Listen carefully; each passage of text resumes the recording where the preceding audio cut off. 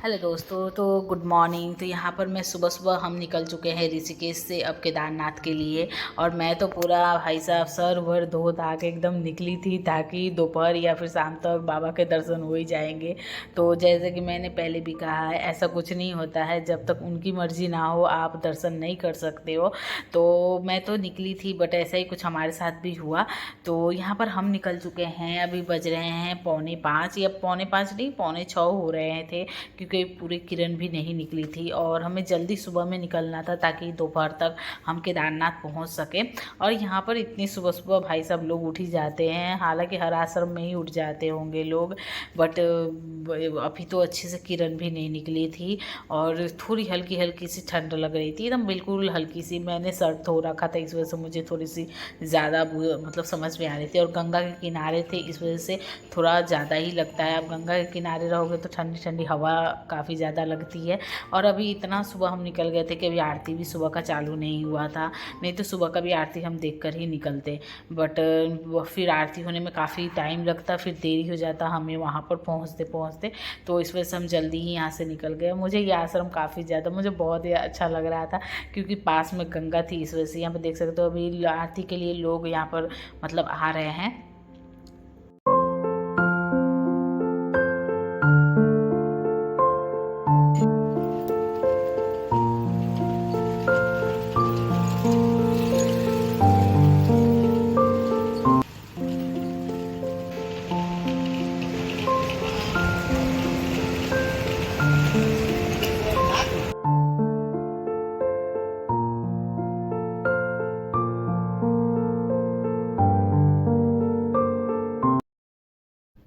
तो ये रहा लक्ष्मण झूला, इसको देखकर मुझे अपना हावड़ा ब्रिज याद आ गया।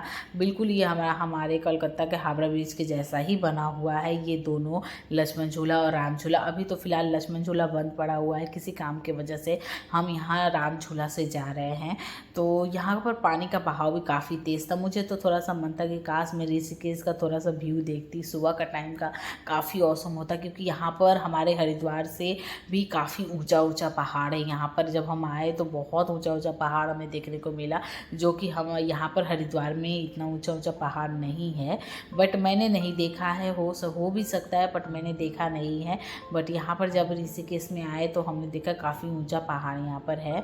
तो यहाँ पर हम निकले तो मुझे मन कर रहा थोड़ा सा किरण निकलता तो मैं देख पाती वो व्यू, लेकिन नहीं देख पाए हम लोग।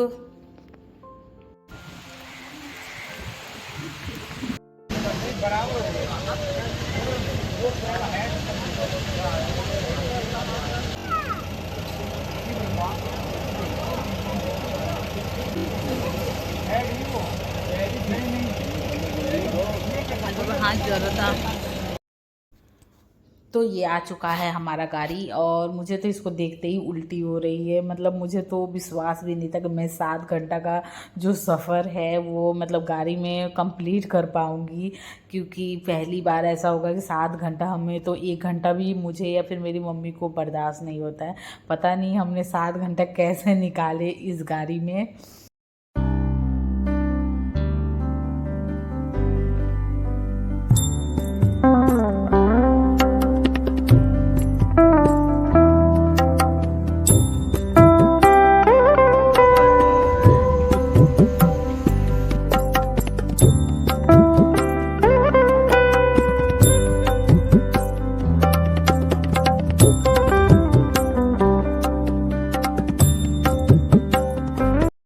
तो मुझे तो बिल्कुल भी यकीन नहीं था कि मैं केदारनाथ पहुंचूंगी या फिर कभी जाऊंगी, क्योंकि एक तो केदारनाथ का रास्ता इतना टफ होता है, डेंजर होते हैं, ऊपर से गाड़ी का इतने घंटों का सफ़र। मतलब मुझे तो कभी यकीन नहीं था कि मैं केदारनाथ कभी जाऊंगी। और जब निकले भी थे घर से तो मुझे नहीं विश्वास था कि हम केदारनाथ कभी पहुंच पाऊंगी।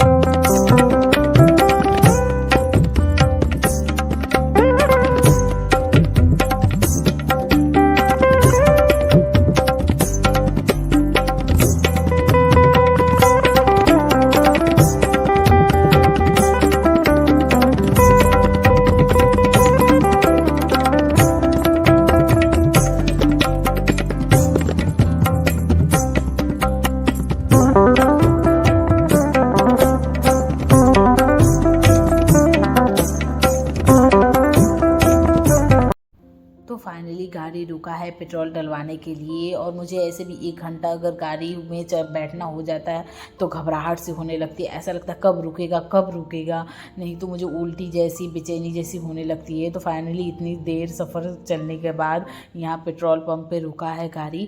और कसम से अभी के जो नज़ारे थे बहुत मतलब भयंकर, मतलब काफ़ी मस्त थे।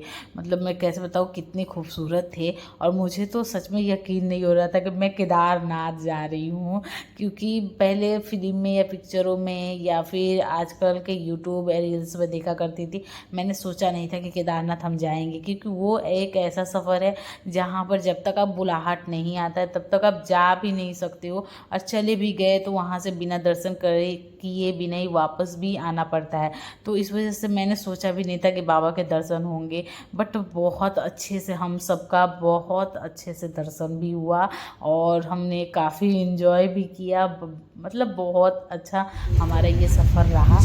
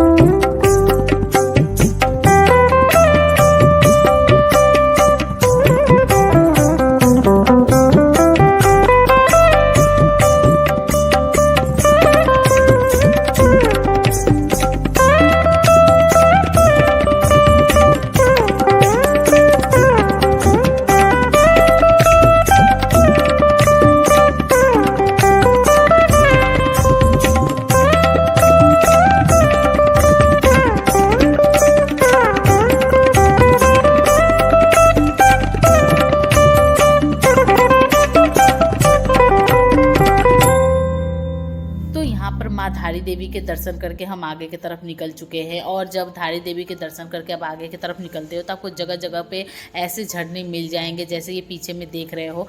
मुझे तो ना बचपन से ही शौक़ रहा है झरने का, बर्फ़ के पहाड़ का, उसके बाद नॉर्मली पहाड़ का। तो ये तीनों चीज़ मुझे केदारनाथ के ट्रिप में मतलब पूरा भरपूर मिला है। और ये झरने का पानी देखने में जितना सुंदर लगता था उतना ही काफ़ी ठंडा रहता था। मतलब इसको छूते ही ना हाथ अंगड़ जाते थे। जब हम इसके पास गए थे तो मुझे काफ़ी ज़्यादा ठंडा लगने लगा था, ऐसा लग रहा दांत कट कट कट कट इस टाइप के होने लगे थे। और ये वाला जो रास्ता आप देख रहे हो ना, ये केदारनाथ के सब रास्ते में से सबसे डेंजर वाला रास्ता। तो यहाँ पर सबसे ज़्यादा एक्सीडेंट भी होता है। आप जब भी केदारनाथ के ट्रिप पर निकलते हो तो धारी देवी का मंदिर पार करते ही आपको जगह जगह पे इस तरीके के लिखा हुआ मिल जाएगा कि गाड़ी सावधानी से चलाइए, यहाँ पर बहुत ज़्यादा एक्सीडेंट होते हैं। धारी देवी का पहले भी मिलते हैं, बट धारी देवी के बाद सबसे डेंजर वाला रास्ता चालू हो जाता है। और जैसे जैसे हम केदारनाथ के पास पहुँच रहे थे केदारनाथ, वैसे ही हमारे रास्ते और भी ज़्यादा कठिन होते जा रहे थे, डेंजर होते जा रहे। तो फाइनली हम फाटा पहुंच चुके हैं और फाटा से ही हमारा हेलीपैड था। बट जैसे ही फाटा पहुंचे उसके थोड़ी देर के बाद यहाँ पर बारिश चालू हो गई और उसके बाद पूरा कुहासा घिर गया, जिसकी वजह से हेलीपैड बंद हो गया। और हमारा यहीं से हेलीपैड था। वो कहते हैं ना, जब तक बाबा बुलाएंगे नहीं तब तक आप जा नहीं पाओगे, आप कुछ भी कर लो। तो जैसे ही यहाँ पहुँचे उसके थोड़ी देर बाद बारिश चालू हो गई, पूरी कुहासा घिर गई, तो जिसकी वजह से हेलीपैड चला ही नहीं। तो फिर हमें यहाँ पर एक रात के लिए होटल लेकर ठहरना पड़ा था। तो यहाँ पर काफ़ी ज़्यादा ठंड हो रखी थी। तो जैसे ही हम लोग रूम लिए, रूम के अंदर गए, तो बस हम जहाँ हमें जगह मिला हम फटाफट सो गए। और पैर बिल्कुल ठंड हो रखा था, जैसे हमारे कोलकाता में दिसंबर जनवरी में ठंड होती है, बिल्कुल वैसी ठंड यहाँ पर थी। तो अब तो हम फिलहाल जा रहे सोने के लिए। अब मैं मिलूँगा आप सबसे अब नेक्स्ट वीडियो में डायरेक्ट केदारनाथ के साथ। तो तब तक के लिए बाय।